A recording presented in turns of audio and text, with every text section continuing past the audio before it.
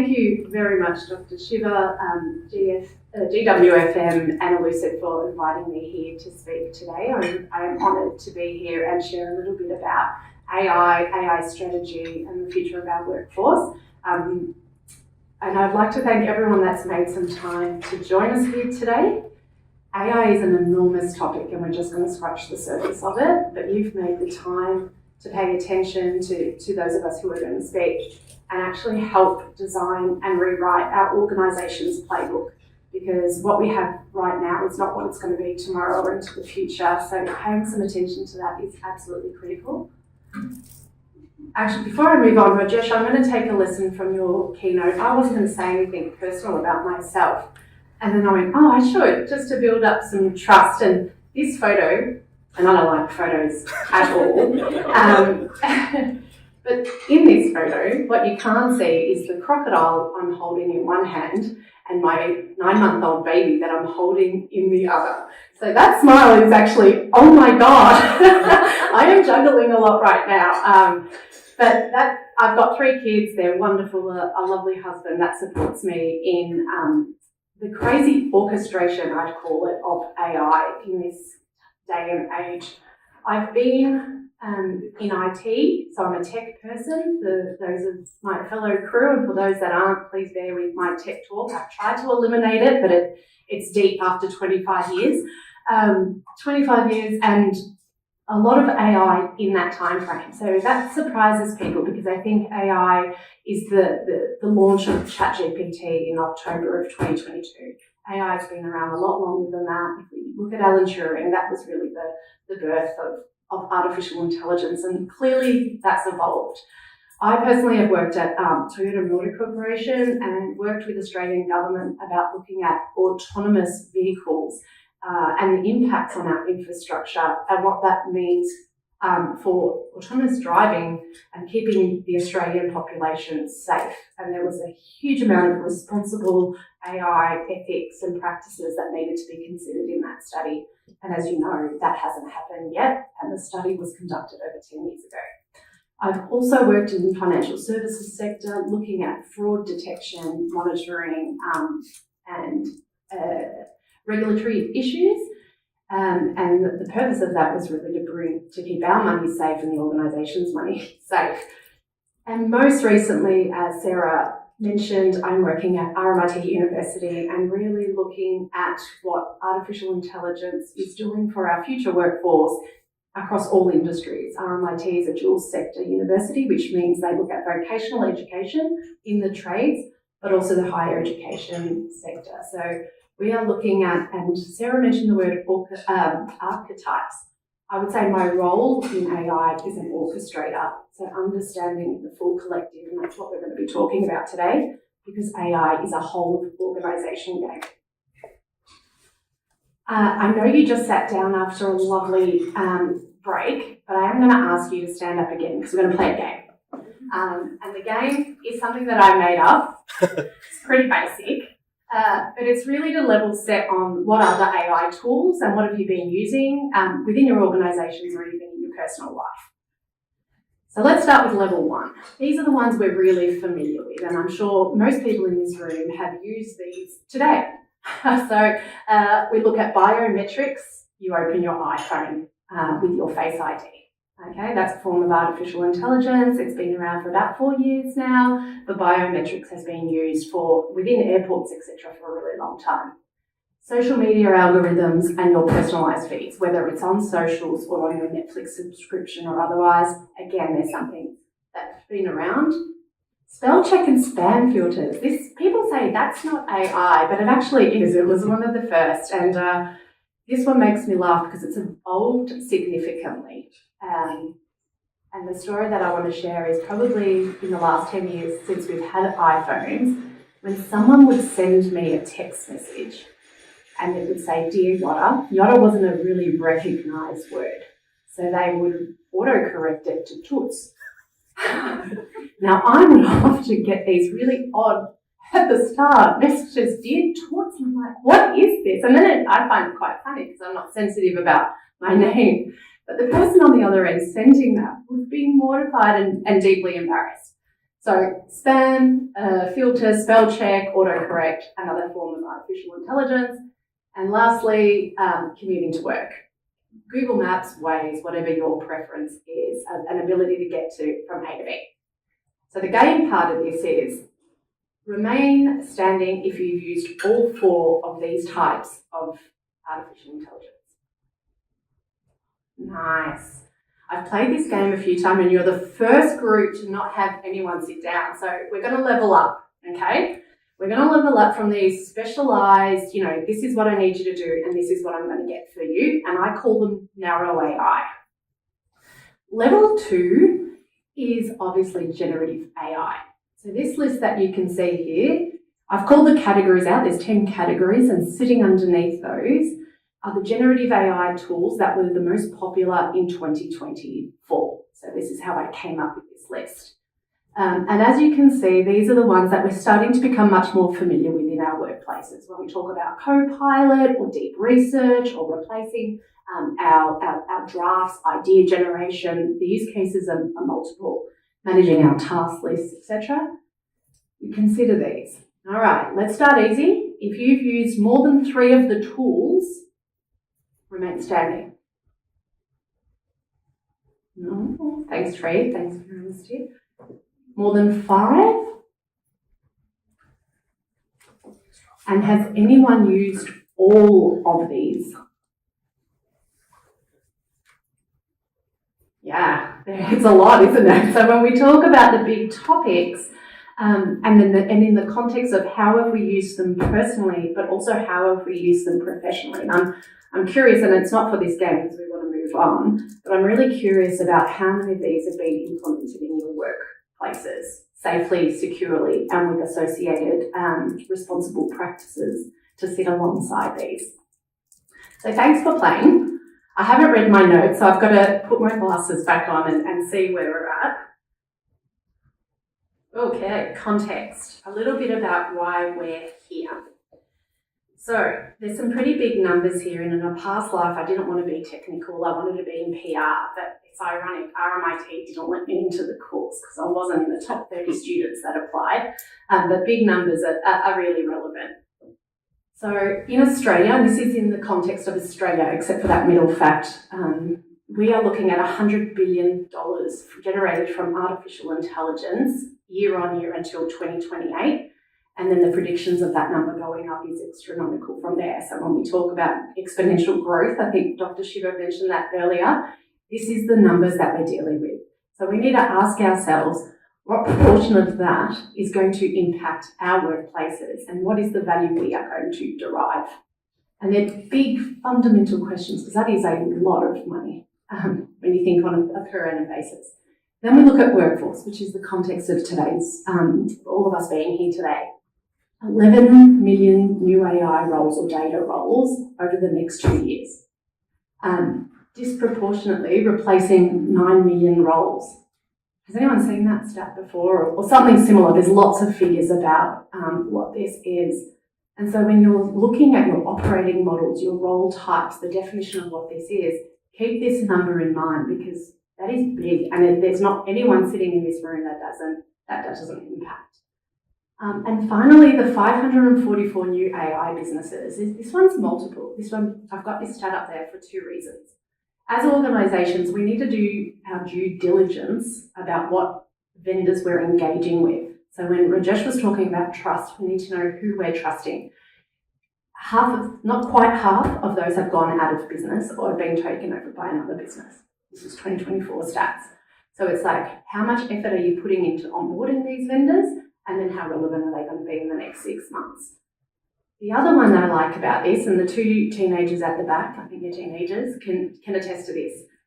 About 100 of these businesses are born from teenagers. So a whole heap of teenagers starting up AI businesses. And the premise for that, which is also in relation to our workforce, is the teenagers of today and the younger generation, Rajesh's generation, another personal tip, is they're digitally literate. They're born with an iPhone in their hand, okay? And they are learning the consequences or the opportunities from that much earlier than we are, and we are able to adapt in our organisations. So a staggering number for us to sort of consider as we move into context. All right, AI strategy and start your impossible. Now, Dr. Shiva, Rajesh and I did not collaborate prior to today's session. What Start Your Impossible is talking about your vision and clarity of purpose when you're starting to embark on your organisation's AI strategy and the impacts on your workforce. Does everyone know what Start Your Impossible is from? Anyone heard of this before? Is it from the movie? Oh, it's not from a movie. It's not from a movie. It's not from a movie. So, Start Your Impossible was born by Toyota in 2020, and it showcased their commitment to innovation and a philosophy that propels them forward to this day. So they started this to express their commitment to becoming a mobility company and differentiate themselves from an automotive company. And what they did is they connected that to their aspiration and their purpose of an inclusive and sustainable society. And with these three very basic words, what they did is they connected their entire workforce, their customer base, and the whole community to their purpose and their vision. So when you're looking at AI and how it impacts, I ask you, have you connected your AI strategy or your AI capability to your organisation's purpose and vision? And if you haven't, absolutely start there. Because you need to understand why do you exist as an organisation. That shouldn't necessarily be changed just because of an AI capability coming in and evolving. It needs to be able to amplify that vision. And once you understand it and you've made that connection and you can talk to it, I would say declare it and share it. Make it known so that your employee base at the ground roots can understand where the organisation is going, because there's a lot of uncertainty around this and how big or small or impactful AI actually is. So if you give them that clarity of purpose, then they're going to be able to connect to it, and then they're going to be able to grow and understand where the organisation is going. Make sense? But again, Rajesh, the thread that moves on. Strategy, a vision and a purpose isn't enough. You actually need to execute. And what does that mean? How do you go about doing this? So what I've done is I borrowed a model. This is the Microsoft reference model. And this is when we're looking at how do we take our vision and purpose and our AI strategy. This is the blueprint that really supports building that capability for you. So there's plenty of literature and reference models. Pick your own. I would suggest one that works for you and your organisation. There's levels of depth. This one's a pretty easy one. Your capability, sorry, I keep touching this. Your capability is people, process, tech. I'd add one around this reference model and put culture in as well. So when you're starting out to look at, okay, we've got our vision and purpose, with that's clear.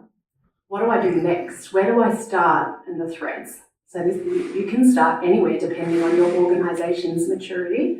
And the workforce maturity model Dr. Shiva's called out is very synonymous with the AI capability maturity model that's also relevant. So you can see where your stages are. You just take your workforce and you translate that to your value from AI-related projects and initiatives that impact your bottom line. And this gentleman in the front, I missed your name, but you asked about what percentage of people are best in class. From an AI maturity perspective, less than 6% of Australian CEOs are saying they are best in class when it comes to the solutions they're providing from a generative AI perspective.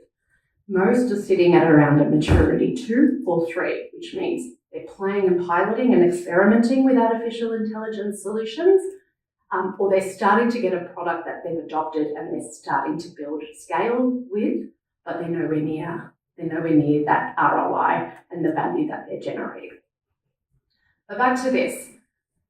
My recommendation to you is when you're looking at AI strategy and the impacts of your workforce and your customers, sponsorship in the people. Your sponsors are going to look at that purpose and the clarity, and they're going to provide you that top-down vision throughout your entire organisation. And that doesn't matter if it's big or small organisation or what industry you're in. So get your sponsors across the vision and clarity if they're not already championing it or defining it themselves, and get them to support you in making rapid decisions about what you're doing, because that's their call and they need to be accountable for that. Complementing sponsorship is governance. So in the process section is what's your governance? And this is deeply personal for each of you depending on your organisations. Are you risk adverse? What are your principles around some of this? What are your growth aspirations? Where are your current policies and who's looking at refining those into the future? So governance on the right. And then if I was to pick one down the bottom, it's the lab. So Dr. Shiva spoke about research and development and that opportunity to strive and grow. Now, your lab lets you do this safely and responsibly. So from a tech perspective, get somewhere where anyone can go in and play and try out their ideas and then work out which one of those you're going to take into production, considering the rest of the wheel. Any questions on that? Keep So how do you start experimentation? In our organisations, we've got different types of employees. I would say find your entrepreneurs and those that are really scared of doing any kind of change and put them into the one team. Put them together. Get the ones that have built 100 sub-GPTs in your organisation and told you how you can fix every problem, and couple them with those that said, I've been doing this and this is the only way to do it in the organisation, and get them to align to what you're trying to achieve and where you're trying to go into the future. There's a great case study, and I'll read this from Dun & Bradstreet, who implemented this. I don't know where I am. I've gone completely off script.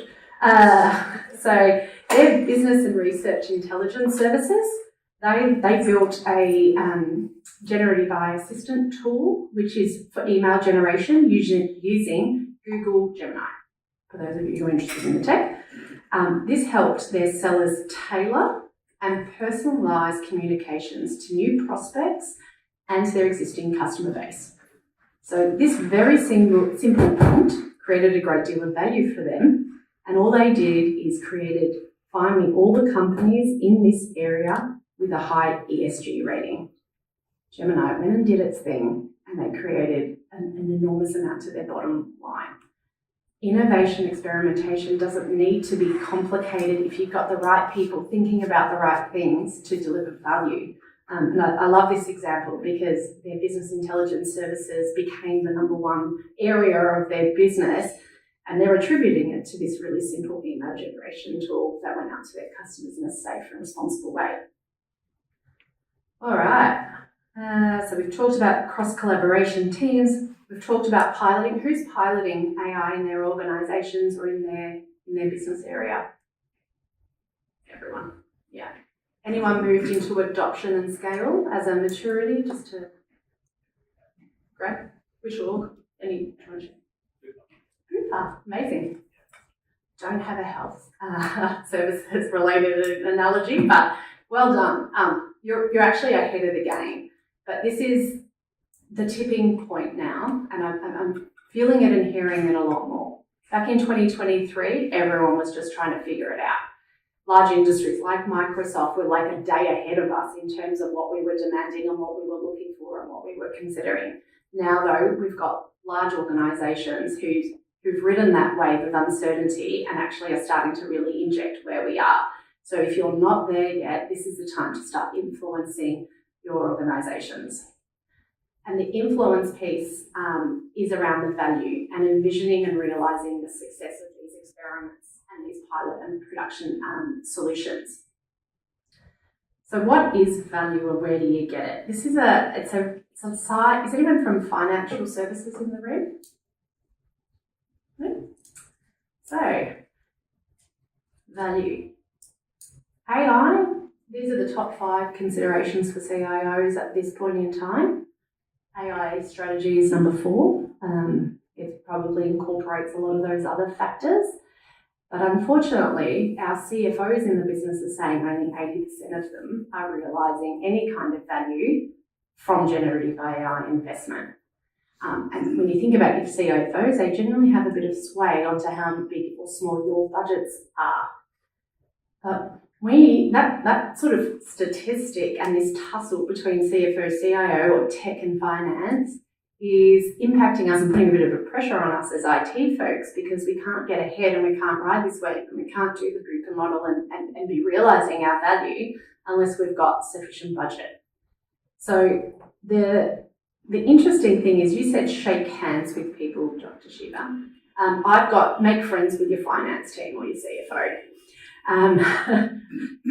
Link arms to start to influence some of these conversations, not just from a tech perspective, but at an executive layer and into the boardroom, and do that through influence.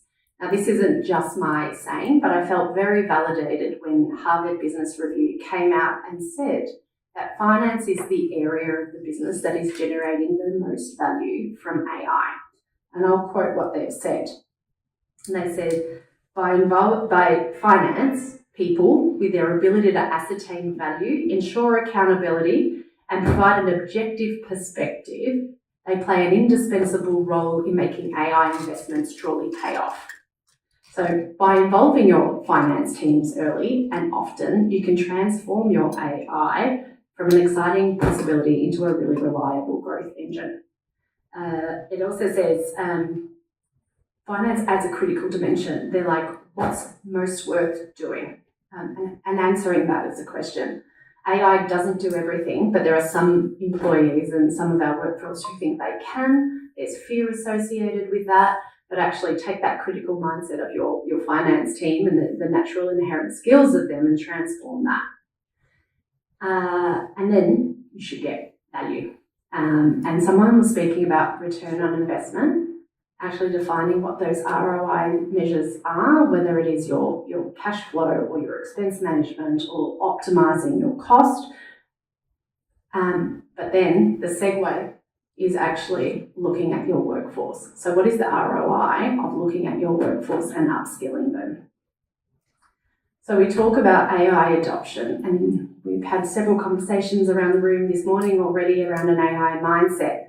And how do you get people levelling up, like the game we played, around all the things that are out there and all the things that they need to consider in a whole of organisation game?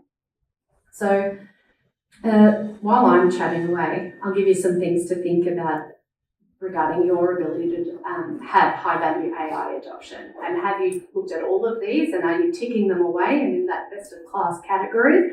Or are there some levers that you really need to lean into and think about? So the three C's for me of artificial intelligence are continuous learning. How are you continuously providing your employees and workforce learning artefacts and offerings that encourage a culture of perpetual education? Things are changing constantly. Are you just continuously bombarding your workforce with these things where they can't discern, or are you actually tailoring the right level of information regarding AI to them? Next thing is curiosity and innovation. Foster environments where experiments are celebrated. You may have one solution that's rocking, but where are your experiments in other areas of the business that you may not see any value? And then the final C, and this is the one that, from an orchestration point of view, cross-organisational collaboration. I don't know about you, but the silos or the verticals are deep and difficult to jump across. So bridge gaps between your fields and drive comprehensive end-to-end solutions that consider where AI is irrelevant, where there is a human in the loop, and where it is human only.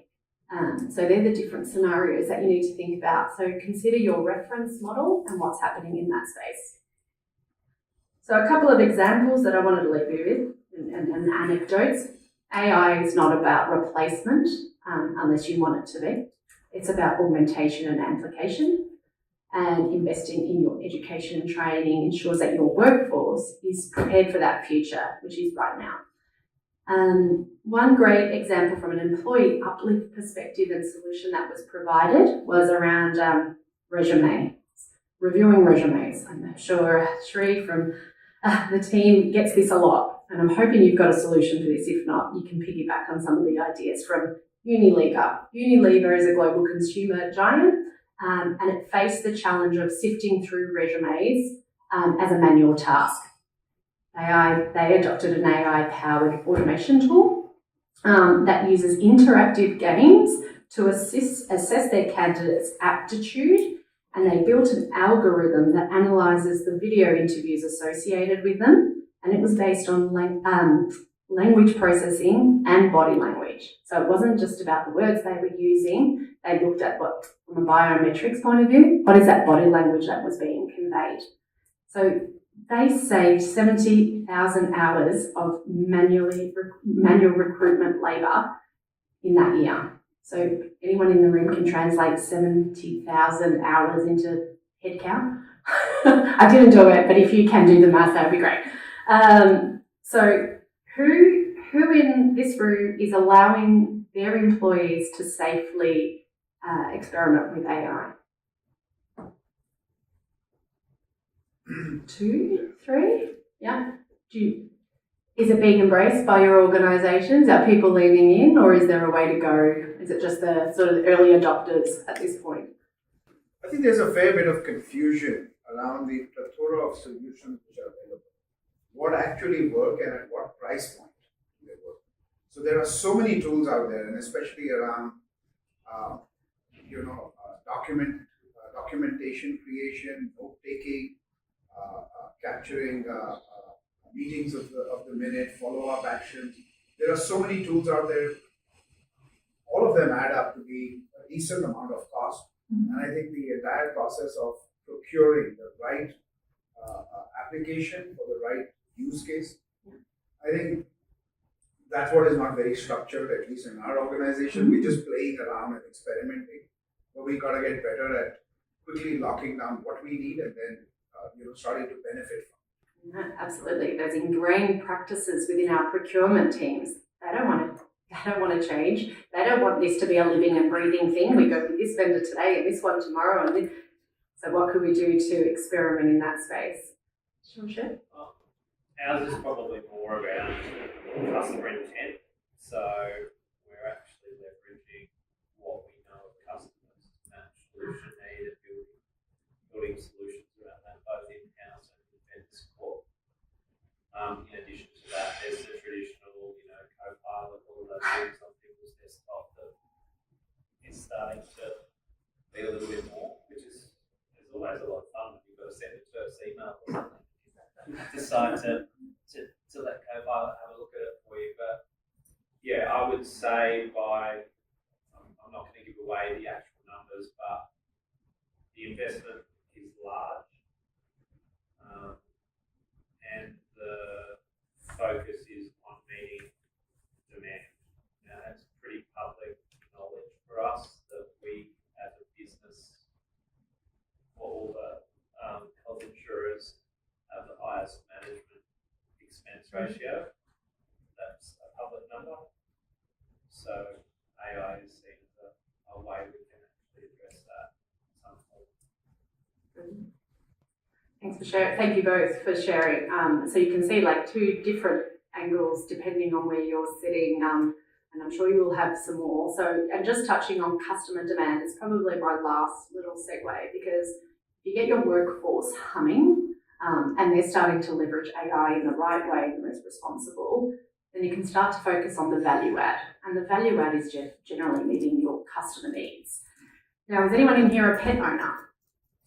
Yeah, excellent. So this is one of my favourite examples in the last 8 months. I'll speak to you later about borrowing Bupa for future conversations. But Petbarn is Australia's leading pet care retailer in Australia. And they've developed a generative AI-powered solution to help pet owners keep their pets healthy and safe and improve their well-being.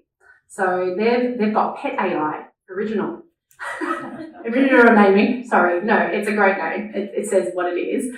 And it's an intelligent assistant. And what it does is it offers pet owners with pet care advice and product recommendations on what they need, tailored, and it's personalised. to the particular customer and the history that they've had with pet care and the veterinary clinics that they've used that accompany that as a service. So they drew on the knowledge of advice of a whole diverse employee base to feed into the algorithm and their assistants, and they had captured all their extensive product insights over the last 6 years to feed into this model. And the solution aims to make it easy for your owners to manage their pets' well-being. So, taking the stress out of ours and listening to the advice of the pet care community, the pet farm community. Now, we are not experts in that, and them being able to personalise and tailor that kind of service to each of us as customers couldn't be done manually through human effort. They would need an enormous workforce. So taking that first point of, I'm comfortable with the advice that I'm getting, has saved them a considerable amount of money, and they continue to take the feedback around the service that they're providing and iterating on it and releasing new features.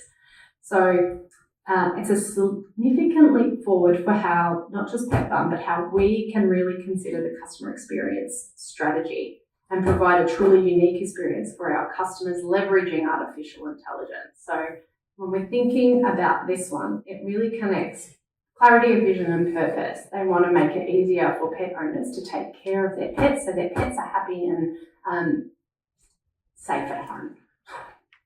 They're iterative, so they're experimenting, they're releasing into production, they're considering the value and getting that customer feedback loop.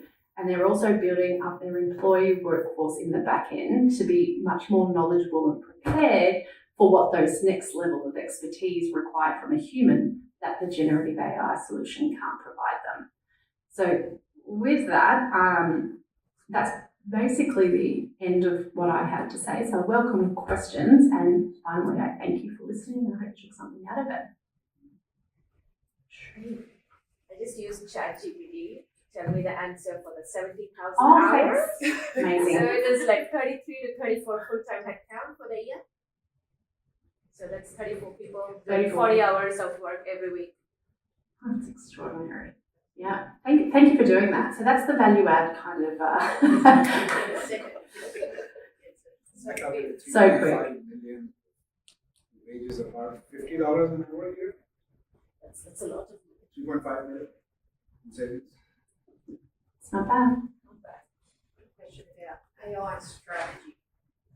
Who owns the AI strategy? In every organisation, I know it's going to be different, but this is a time through your presentation there that it makes it a very collaborative. It's going to force everyone to actually come together and work on this together. But in organisations, people like departments generally like to own a policy or a strategy or be the key driver. What's your view on where it should sit? It is everyone's business, and it needs to be a top-down direction, and co-ownership and sponsorship is probably something that I'm really advocating for, but it's not easy. It's not like I'd say go get some sponsors and that's it. The tussles are strong. Like, it is really very much either, yeah, we're happy to help but do what I tell you to do, or I own this and don't engage. I'll figure it out and I'll get the recognition and we'll save the man hours and we'll build up our work. So it's a great question, but I think only through collaboration and the diversity of thought do we actually get what that value is for our organisation and build that right strategic outcome. So clarity should come from your leadership team, that purpose and what you're doing. And then your different teams will have different expertise that they feed into it. So I think it's quite, if it was one person, then we could build that into a machine. You can probably build in a cross-section of people to feed into the machine, but we can't take away the different perspectives and the diversity of thought and the vantage points of all the different humans in our organisation. So definitely cross-collaboration. If it's not working, keep advocating and championing. Thanks, Yiota. That was good insight. Thank you for that.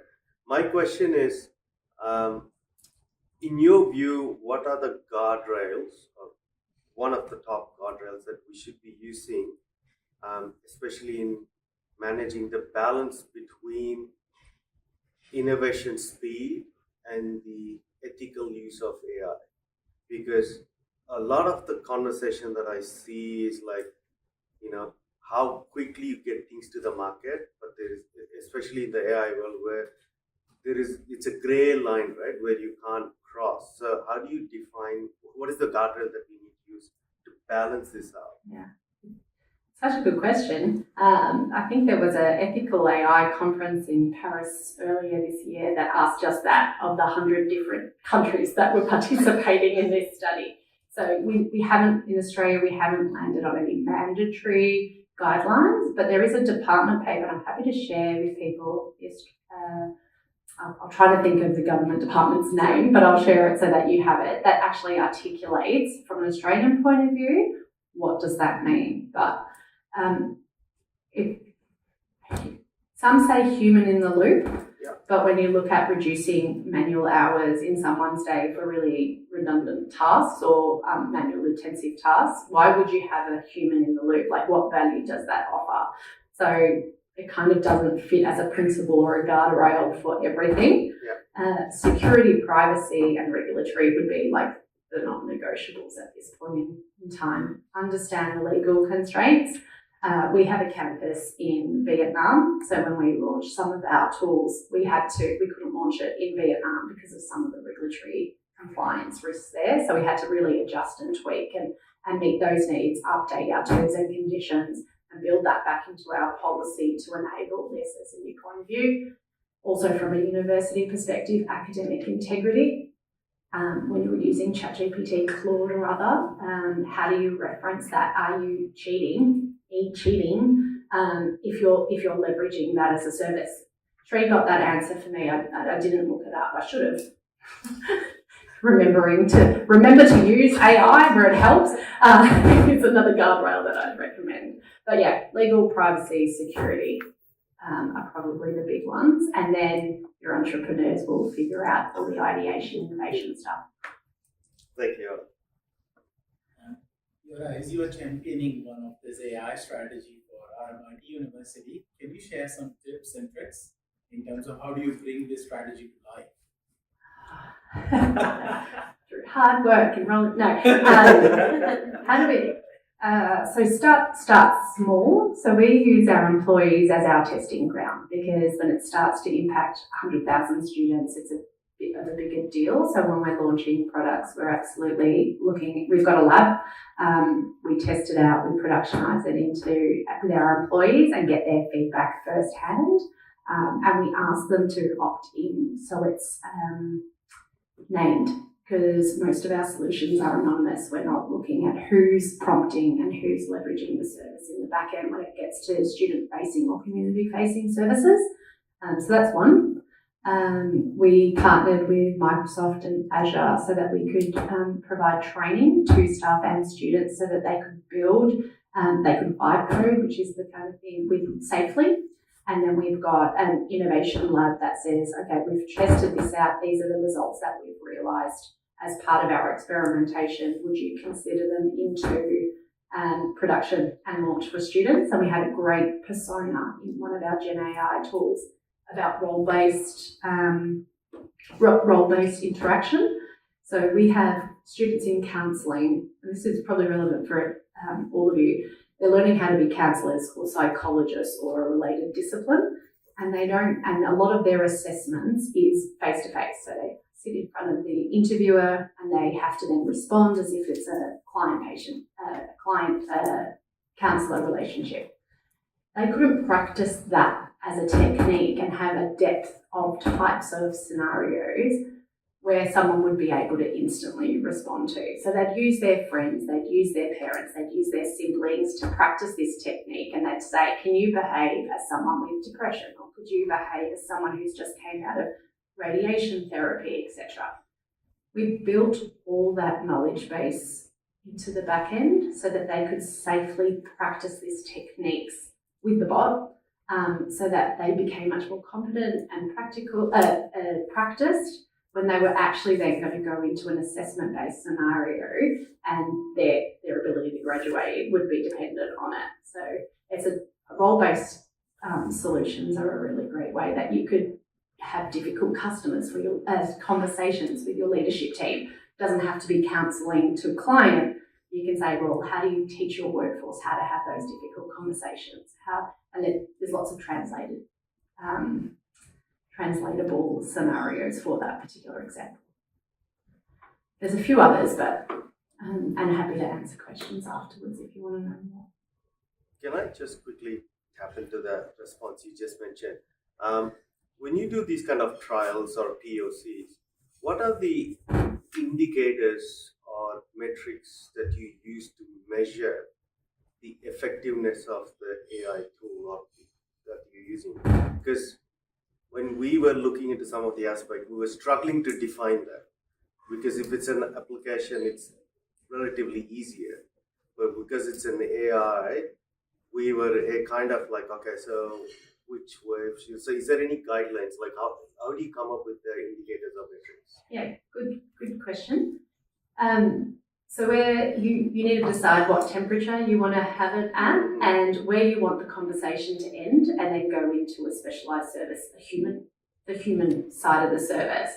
So you can continuously prompt to see what works and then make a decision, depending on the subject, around what level of accuracy and what the intent of that service is. So is it just provisioning information off the internet, in which case your standard service is sufficient, or do you want to start releasing organisational specific information as part of that Gen AI solution or AI solution? And then it's a matter of testing what the actual data sets are and, getting comfortable and that indicator between, we talk about data accuracy and data completeness, and where does that end? But you've got to be able to take comfort that you've got to start as well. So when you're talking about, how do you innovate and just release versus how do you keep it responsible and practices, you will know when it comes to the subject matter, because the humans playing that role, giving that advice, are relying on the data that you've already got anyway. So if you start testing it with a safe cohort, get their feedback before releasing into production, and then finding ways of measuring the result and then continuously iterating on the product is probably how I would suggest it. But use, unless it's particular PIA related data or whatnot, release it, like that's what it's there for, and then have a mechanism of bringing that back into the workforce, not just to iterate on the product that you're releasing, but to update and maintain the data sources that you've got to make sure they're as up to date and relevant and insightful as possible. Fantastic. Thank you. Traditionally, when you talk about strategic planning and planning an AI strategy, any general strategy, it's a longer term. AI with how rapid that's evolving, what sort of timeframes do you guys tend to plan strategy for? Yeah, such a good. It feels like daily. No, when it comes to AI,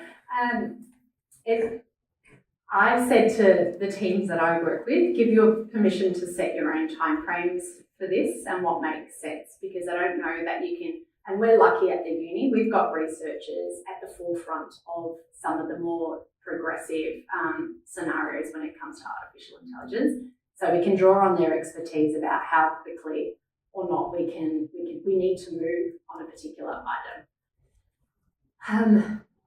We've gone with quarterly, unless there's something specific that we need. We formed an executive AI advisory body, and that's made up of our executive sponsors. And we go to them quarterly to just give them updates on how we're tracking to an annual plan. And then we've made some updates to those timeframes when TEPSA or other regulatory bodies have asked something of the university or of the sector to be able to respond back. So obviously we've needed to then pivot away from our plan or extend and augment our plan to cater for anything new and really disruptive coming in.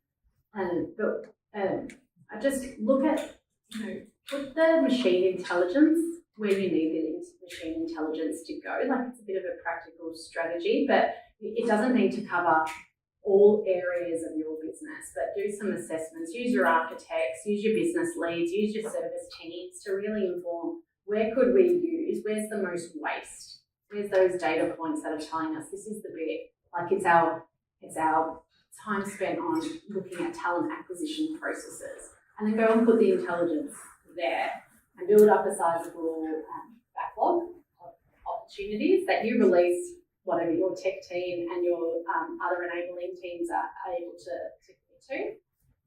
But also, I think from a strategic perspective and release cycle, there's one more bit. So look at, listen to the ideas coming from your business that might catch you by surprise.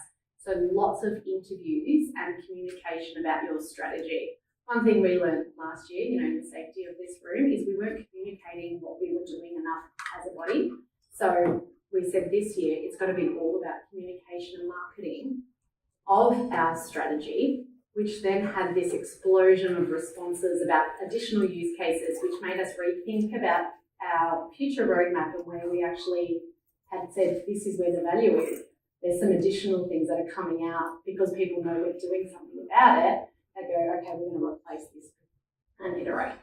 That was a long-winded answer, but it's such a big question about, AI. So any strategy, how do you release it and which lever do you pull? I mean, prior to AI, we were looking at our security, and that's not gone away. Our security strategy and how we keep our organisation safe is still there, and now we're sort of sharing the responsibility to what AI impacts have there and what are the security impacts that have on the AI strategy and so on and so forth. Yeah, I have a question related to the education university systems. So it's like almost if you look at the traditional courses of engineering, like mechanical engineering or civil engineering, so there is not any AI flavor in that one. When these days when youngsters come into studying in uni, their thought process is like, how do I get AI into everything basically, right? What are they studying actually? So are you aligning all this with an AI strategy, all these courses now? Yes. Great question. And yes, so that's a great example of, your sponsorship and who owns AI. For us, it's what's the education, what's the learning and teaching arm, what's the research arm, what's the in-classroom arm, and then obviously an operational arm that covers tech, legal, and data and analytics. So we've partnered with our education team, and they have, the voice, they're the chair, actually, our VPCE of our AI advisory, and it's embedding artificial intelligence into all disciplines and all schools at the university. It's not just for your computer science, which is where it's had its sat for the last 20-odd years. It's now, what does it mean from a digital design point of view? I noticed a lot of the presentations today, there was generative AI designs and the imagery and whatnot. So as a design student, that's my passion. What does that mean for me? And that's something that we're again, iterating on and saying this is where we're at right now, but tomorrow, what does the discipline of digital design, as an example, actually look like? Embedding every, and that's actually the other thing I'd probably touch there, which is to sort of relate it back to your own organisations, because I don't know where it pulled you from. 2 years ago, when GPT became a thing, and the most talked about topic in the university sector was e-cheating and this ability to maintain academic integrity. Most universities in Melbourne banned it and blocked it. But RMIT actually came out and said, which is great for us from a tech point of view, that we are going to critically engage with generative AI and work with our employees and with our students and with our community to see where this goes. And our Vice-Chancellor continuously says this is living and breathing. So what I'm saying today may change tomorrow, but we absolutely, and I think that's a really great sort of take-home summary of today, critically engage with it. So you can see the opportunities and the risks that are associated.